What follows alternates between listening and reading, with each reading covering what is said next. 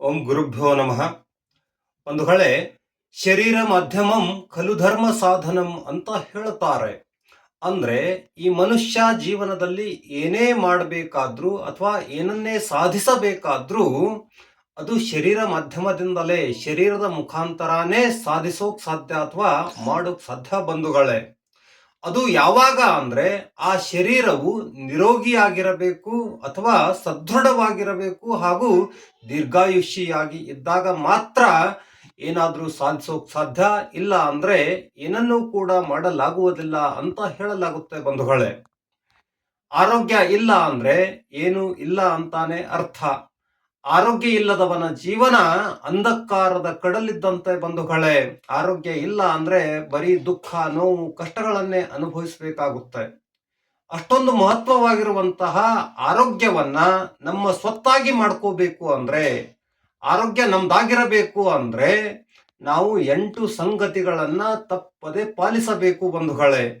ಅದರಲ್ಲಿ ಮೊದಲೇದ್ಯಾವುದು ಅಂದ್ರೆ ಅನ್ನ ಸೇವಿಸುವ ಯೋಗ್ಯ ಪದ್ಧತಿಯನ್ನ ನಾವು ಅನುಸರಿಸಬೇಕು. ಎರಡನೇದ್ದು ನೀರು ಕುಡಿಯುವಂತಹ ಅಥವಾ ನೀರು ಸೇವನೆಯ ಪದ್ಧತಿಯೂ ಕೂಡ ಯೋಗ್ಯವಾಗಿರಬೇಕು. ಮೂರನೇದ್ಯಾವುದು ಅಂದ್ರೆ ಹವೆ ಅಥವಾ ಉಸಿರಾಟದ ಯೋಗ್ಯ ಪದ್ಧತಿಯನ್ನ ನಾವು ಅವಲಂಬಿಸಬೇಕು. ನಾಲ್ಕನೇದ್ಯಾವುದು ಅಂದ್ರೆ ಉಡುಪಿನಿಂದಲೂ ಕೂಡ ಆರೋಗ್ಯದ ಮೇಲೆ ಪರಿಣಾಮ ಆಗ್ತಿರುತ್ತೆ. ಅದಕ್ಕಾಗಿ ಋತುಮಾನಕ್ಕನುಸಾರ ಯೋಗ್ಯ ಉಡುಪಿನ ಬಳಕೆಯನ್ನ ಕೂಡ ನಾವು ಮಾಡಬೇಕು ಅಥವಾ ಸಂಸ್ಕೃತಿಗೆ ತಕ್ಕಂತೆ ಬಟ್ಟೆಯನ್ನ ನಾವು ಧರಿಸಬೇಕು. ಆಮೇಲೆ 5ನೇ ಘಟಕ ಯಾವುದು ಅಂದ್ರೆ ದುಶ್ಚಟಗಳಿಂದ ದೂರವಿರಬೇಕು.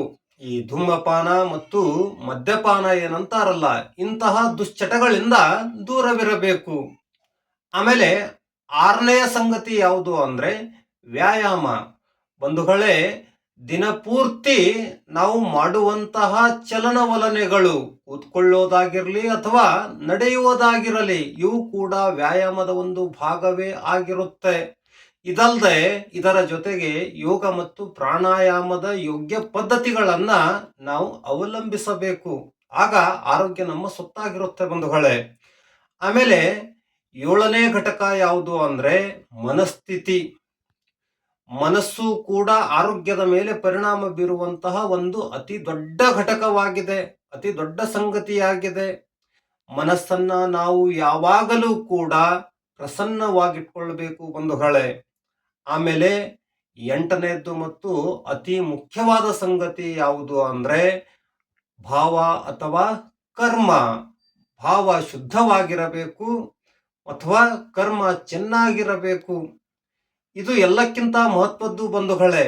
ಮೊದಲನೇ 7 ಕೂಡ ನಾವು ಪಾಲಿಸಿ ಇದು ಒಂದನ್ನ ಬಿಟ್ಟದ್ದೇ ಆದ್ರೆ ಮತ್ತೆ ನಾವು ಅನಾರೋಗ್ಯದಿಂದ ಬಳಲೇಬೇಕಾಗುತ್ತೆ ಅನ್ನೋದು ನನ್ನ ಅಭಿಪ್ರಾಯ ಬಂಧುಗಳೇ. ಅಷ್ಟೊಂದು ಮಹತ್ವವಿದೆ ಇದಕ್ಕೆ.